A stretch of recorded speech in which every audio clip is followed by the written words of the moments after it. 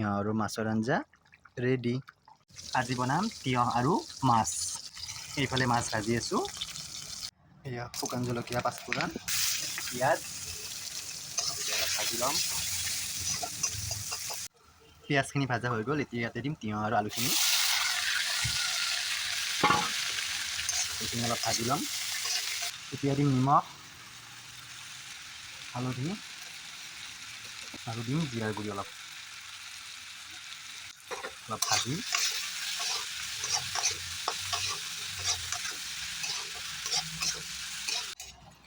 ইয়াতে দিছোঁ অলপ বিলাহী, মানে এটা বিলাহী কাটি দিছোঁ।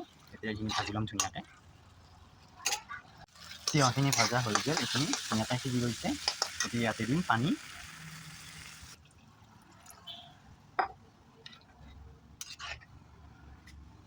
আদা জলকীয়া কাটি থৈছিলোঁ, ইয়াত দি দিম ইয়াতে। এতিয়া ধুনীয়াকৈ উতলিলে ইয়াতে মাছখিনি দি দিম। আঞ্জাখিনি ধুনীয়াকৈ উতলি গৈছে। এতিয়া ইয়াতে মাছ কেইপিচ দি দিম।